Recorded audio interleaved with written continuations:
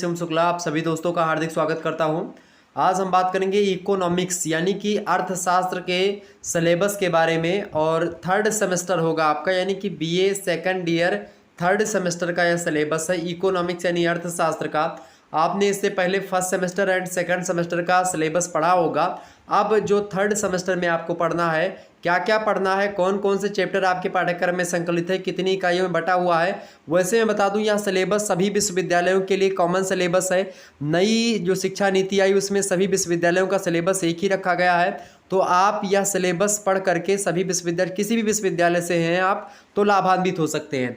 तो बात करेंगे, ये जो है आप देख सकते हैं यहाँ पर जो है वर्ष दूसरा और सेमेस्टर तीसरा है, विषय अर्थशास्त्र है। ठीक, अगर बात की जाए जो है पाठ्यांक शीर्षक यानी कि पेपर का नाम, तो आर्थिक विचार का इतिहास। ठीक है, आर्थिक विचारों का इतिहास या आर्थिक विचार का इतिहास। ठीक, हिस्ट्री ऑफ इकोनॉमिकल या इकोनॉमिक जो थॉट होते हैं उनके बारे में हमको पढ़ना है। तो आइए हम देखते हैं इसके पाठ्यक्रम के पढ़ने के उद्देश्य या पाठ्यक्रम पढ़ने के बाद में हमको क्या क्या चीज़ें जानकारी मिलेगी, क्या हो सकेगा, आखिरकार सिलेबस में इन चैप्टर्स को रखा गया तो क्यों रखा गया, इन तमाम पहलुओं का जवाब ये 4-5 पॉइंट दे देंगे। आइए हम थोड़ा सा बात करते हैं। सबसे पहली बात ये कि एक उन्नत स्नातक स्तर पर सीखने और चर्चा करने के लिए समय के साथ आर्थिक विचार कैसे विकसित हुआ, ये जान सकेंगे छात्र छात्राएँ।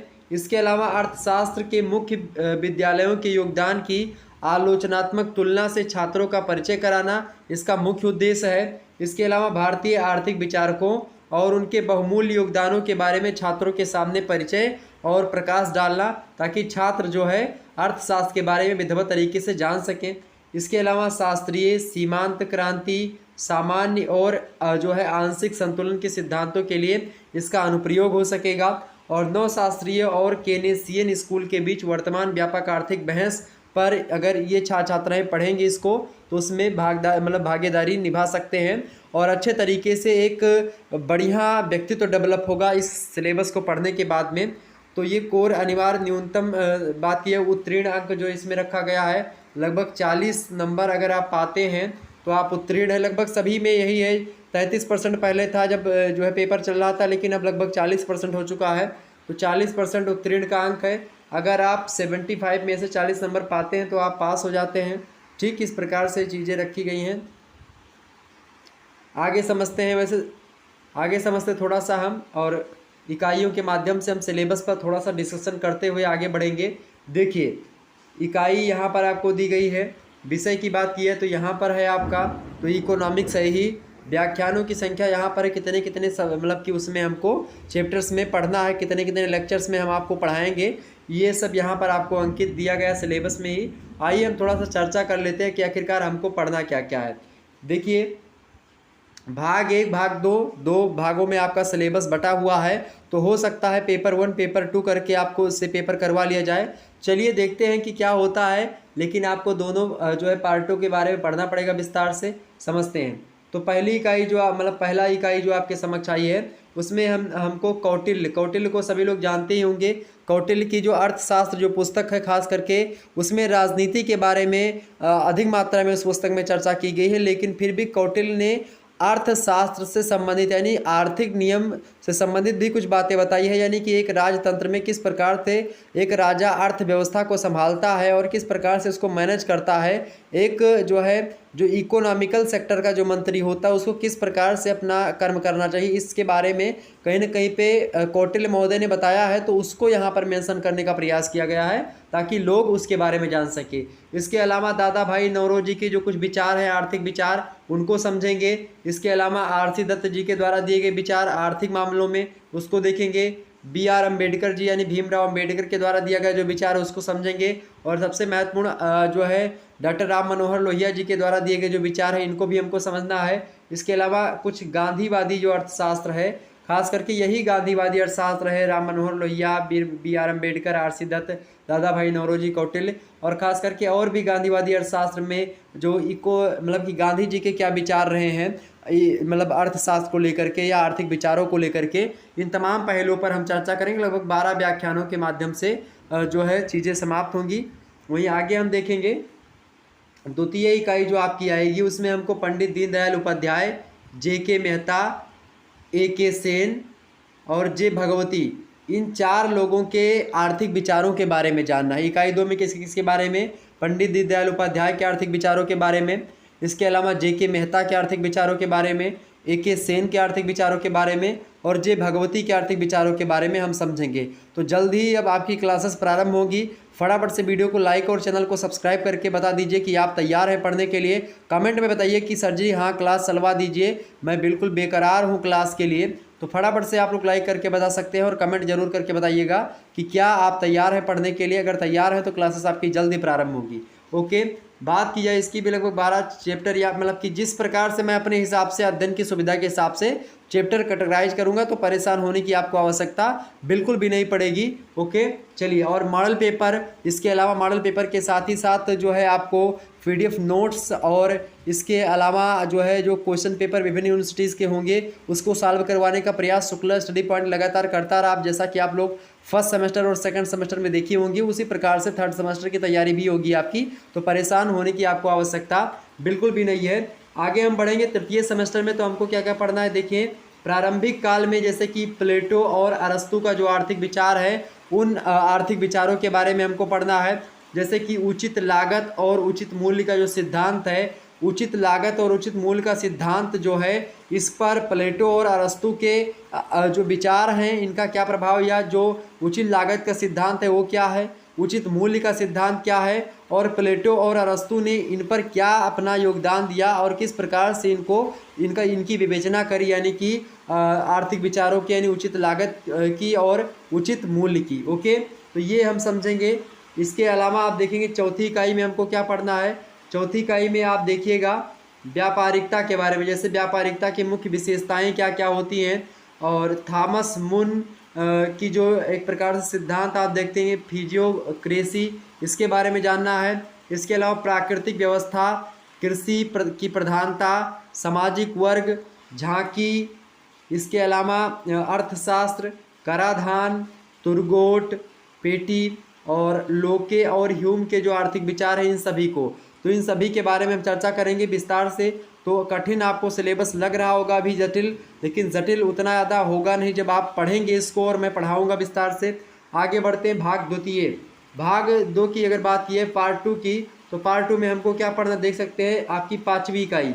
5वीं इकाई आप देख सकते हैं यहाँ पर शास्त्रीय काल। शास्त्रीय काल में जैसे कि एडम स्मिथ के विचारों को, एडम स्मिथ खास करके इकोनॉमिक के जो है फादर कहे जाते हैं, फादर ऑफ इकोनॉमिक्स कहे जाते हैं एडम स्मिथ। तो इनके विचारों को समझेंगे शास्त्रीय काल के अंतर्गत। एडम स्मिथ का जो श्रम विभाग का सिद्धांत है, मूल्य का सिद्धांत है, पूंजी संचय का सिद्धांत है, वितरण का सिद्धांत है, व्यापार पर जो है एडम स्मिथ के विचारों को चर्चा करेंगे। इसके अलावा डेविड रिकार्डो का जो सिद्धांत है इसके बारे में जानेंगे। वितरण का सिद्धांत जो है डेविड रिकार्डो के अंतर्गत ही, उसको जानेंगे। इसके अलावा अंतर्राष्ट्रीय व्यापार क्या होता है और इस पर विचार कैसे रहे हैं, खास करके थॉमस जो है आर माल्थस का, और विचार कैसे रहा है। और थ्योरी ऑफ जो है ग्ल्यूट्स, थ्योरी ऑफ ग्ल्यूट्स के बारे में हम भी जानेंगे। तो इस प्रकार से ये 5वीं इकाई में इतनी चीज़ें आपके संकलित हैं। ओके, 6वीं जो इकाई है उसमें देखते हैं, तो इसमें हमको जर्मन जो है रोमांटिक्स एवं सोशलिस्ट, जैसे कि आप देखेंगे जो है सिसमोंडी, कार्ल मार्क्स का जो है डायनिक्स ऑफ सोशल चेंज जो रहा है इनकी सिद्धांत, इसके बारे में। तो जर्मन रोमांटिक्स एवं सोशलिस्ट, सिसमोंडी के बारे में जानेंगे। कार्ल मार्क्स का जो डायनेमिक्स ऑफ सोशल चेंज है इसको जानेंगे। इसके अलावा लेबर जो है थ्योरी ऑफ वैल्यू, ये भी कार्ल मार्क्स के ही विचार, इनके बारे में जानेंगे। इसके अलावा सरप्लस वैल्यू के बारे में समझेंगे। ठीक, प्रॉफिट एंड जो है थियरी ऑफ कैपिटलिस्ट क्राइसिस के बारे में जानेंगे। JB सही, JS मिल, इन सभी के आर्थिक विचारों को समझेंगे समन्वित रूप से। तो सिलेबस आपका काफ़ी लंबा भी है, तो आप बिल्कुल भी परेशान मत होइएगा इसको लेकर के। मैं विचार अवश्य करूँगा। मॉडल पेपर हमारे द्वारा दिए गए जरूर देखिएगा, क्योंकि और जो है जो विचार मतलब मैं वो बताता हूँ आपका महासंग्राम वीडियो, उसको भी ज़रूर देखिएगा, और बाकी चैप्टर वाइज वीडियो होंगी उसको भी देखिएगा। ओके, आगे देखते हैं। एक महान जो है सिंथेसाइजर के रूप में मार्शल ने बहुत ज़्यादा विचार दिए हैं आर्थिक विचारों को लेकर के। तो मूल निर्धारण के समय की भूमिका आपने सेकंड सेमेस्टर में पीगू, मार्शल, रिकार्डो इन सभी के सिद्धांतों के बारे में पढ़ा ही होगा। तो इनका मूल निर्धारण के समय जो भूमिका निभाई इन्होंने मार्शल ने, इनके बारे में चर्चा करेंगे। इनके आर्थिक तरीकों के बारे में, उपभोक्ता के अधिशेष पर क्या विचार दिया इन्होंने, इसके बारे में हम जानेंगे। इसके अलावा जो मांग की लोच होती है उसके बारे में, प्रतिनिधि फर्म, अच्छा मांग की लोच के साथ साथ जो और भी चीज़ों में लोच होती है उन सभी लोच के बारे में जानने का प्रयास, प्रतिनिधि फर्म क्या होती है इसके बारे में जानेंगे। इसके अलावा अर्ध किराया किसे कहते हैं इसको जानेंगे। पीगो महोदय जो है, पीगो महोदय को तो जानते होंगे, एक अर्थशास्त्री हैं। इनका कल्याण और जो है कल्याण सिद्धांत जानेंगे। इसके अलावा जो है कल्याण सा जानेंगे। और सुम्पीटर महोदय भी एक अर्थशास्त्री हैं, इनके विचारों को भी हम देखेंगे इकोनॉमिक्स किससे संबंधित। वैसे अर्थशास्त्री हैं तो इकोनॉमिक्स से भी संबंधित विचार दिए। और लास्ट इकाई आपकी है जो है हसियावादी। हसियावादी सीमांतवाद के अग्रदूत जैसे कि कॉर्नाट, इनके बारे में। इसके अलावा गोसेन, सीमंतवादी क्रांति, जेवंस, वालास और मेंजर, बोहम जो है बावार्क, बिकलेस और फिशर, बिक स्टीड और वीज़र, इन सभी के आर्थिक विचारों को जानेंगे। ये सब वालास और मेंजर ये सब अर्थशास्त्री हैं। वो हम वकार्क, बिक्सेल और फिशर जो है वीर स्टीड और वीज़र, इन सभी के विचार के मतलब विचारों के बारे में, आर्थिक विचारों के बारे में हम समझेंगे। तो इस प्रकार से यहाँ पर आपकी इकाई लगभग समाप्त हो जाती है। और यहाँ पर कुछ सुझाए गए जो आपके मतलब पुस्तकें हैं जिनके माध्यम से इनमें चीज़ें डाटा लिया गया है, तो पुस्तकें यहाँ पर आपके समझ दी गई हैं, आप यहाँ पर देख सकते हैं। बाकी मैंने आपको पढ़ा ही दिया है। और जो चौथा सेमेस्टर है आपका, उसमें आपको यहाँ पर पढ़ना पड़ेगा पैसा, बैंकिंग और सार्वजनिक वित्त, यानी कि public finance, money and banking, ये आपको पढ़ना पड़ेगा। ये जो है चतुर्थ सेमेस्टर में, और ख़ास करके ये आप देखते हैं लोक वित्त, ये सार्वजनिक वित्त, ठीक है, पब्लिक जो है फाइनेंस, मनी एंड बैंकिंग, शायद ये आप देखेंगे सेकंड पेपर में पढ़ा हुआ होगा already, BA second year second paper में, तो वहाँ से आप देख सकते हैं। हालांकि मैं इसको विस्तार चर्चा करूँगा ऑलरेडी, जब था चतुर्थ सेमेस्टर के बारे में चर्चा करेंगे। तो यहाँ पर आपका लगभग सिलेबस हो गया, आप स्क्रीनशॉट भी ले सकते हैं, ठीक है। इन चारों इकाइयों का ले लीजिए फट से, चलिए ले लीजिए। और भी मैं दे रहा हूँ, आप यहाँ पर ले लीजिए सभी का, चलिए ले लीजिए इसका भी।